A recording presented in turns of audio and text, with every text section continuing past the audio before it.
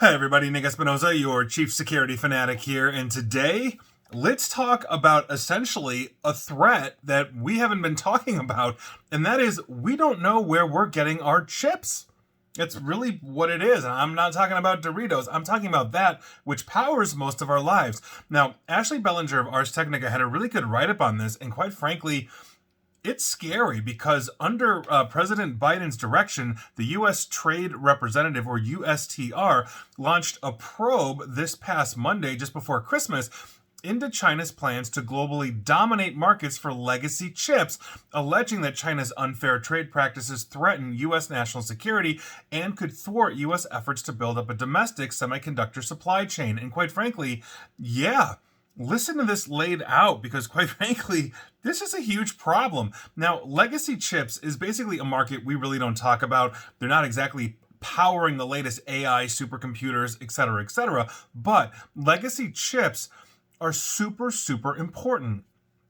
Essentially, they rely on older manufacturing processes, and so by virtue of that, they're less expensive to make, and they're ubiquitous in essentially everything we do. So think about it. Cars, military vehicles, medical devices, smartphones, home appliances, space projects, and a ton of other stuff rely on these chips. They literally power our lives. They're not running ChatGPT, they're running our car. And so this is a huge issue. And recently, Gina Raimondo, she's a U.S. Commerce Secretary, weighed in and basically said that China apparently, and I quote, plans to build more than 60% of the world's new legacy chip capacity over the next decade. They're basically going to corner the market, or at least completely dominate it. That's their goal. Now, she also said that evidence showed this was a, quote, discouraging investment elsewhere, or rather China was discouraging investment elsewhere and constituted unfair competition. And we'll talk about that. Now, most people purchasing all of these goods, cars, smartphones, whatever, we don't think about this and we don't realize that our phones, whether they're made in Korea or wherever, because, Samsung or Apple, etc., they're using Chinese chips. That includes government agencies, and this probe is essentially meant to fix that by flagging everywhere Chinese chips are found in the United States and integrated into our daily lives, not to mention the national security aspects of that, as I just mentioned. Raimondo also said that she was, quote unquote, fairly alarmed that research showed, and I quote, 2/3 of U.S. products using chips had Chinese legacy chips in them, and half of U.S. companies did not know the origin of the chips, including some in the defense industry, end quote, meaning our advanced weapons, if they're using legacy chips, could be integrating Chinese technology. Now, to deter harms from any of China's alleged anti-competitive behavior,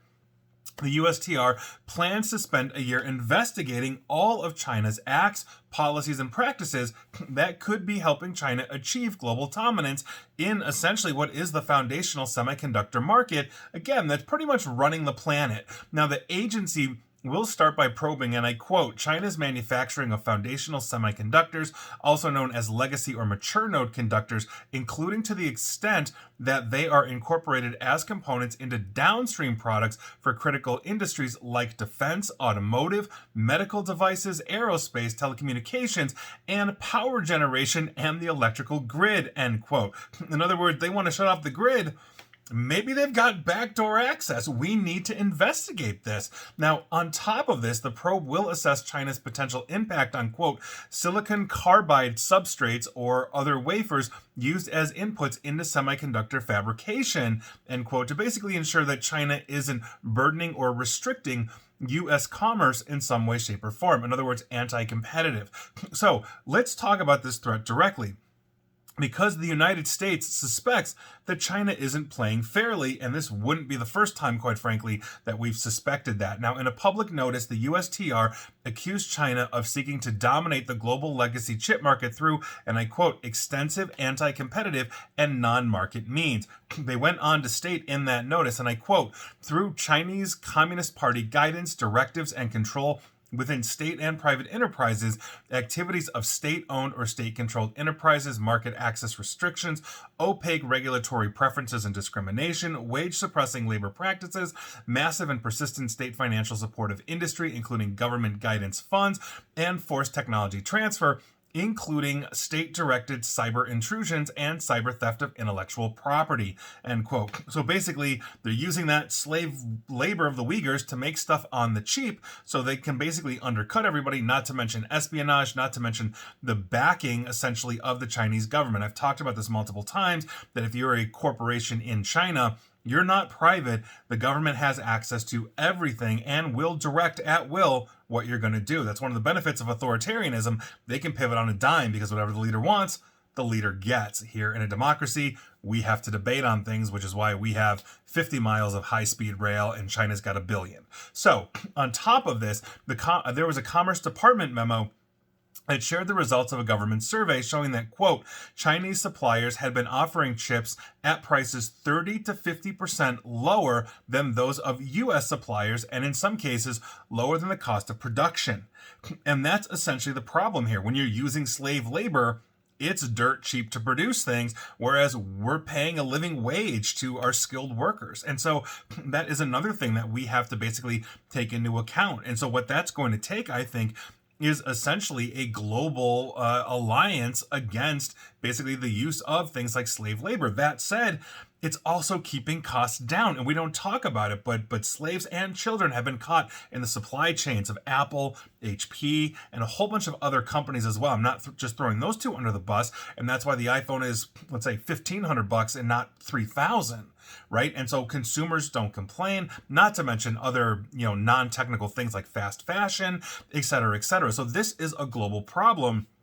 And quite frankly, we quasi-turn a blind eye to. But when it comes to the integration of technology and therefore potential espionage, that's a lot different than, buying a blouse for $15 that was made by a kid for $1. That's a huge issue. Don't get me wrong. I'm not throwing that under the bus, but this is a huge problem no matter how you cut it. Now, ultimately, this is going to be up to the new incoming Trump administration to complete this investigation, since it just started about, a month or so, actually less than a month before the inauguration of President-elect Trump. But Biden and Trump, for the record, have been aligned for the most part on U.S. and China trade strategies. So there may not necessarily be a shift. That said, Trump has said that he wants to undo a lot of what Biden did, and so we'll see. He also invited Donald Trump, that is President-elect Trump, invited Chinese President and dictator Xi to the inauguration. Xi declined. So we'll see what happens there, but if Donald Trump looks at this as a global alignment and says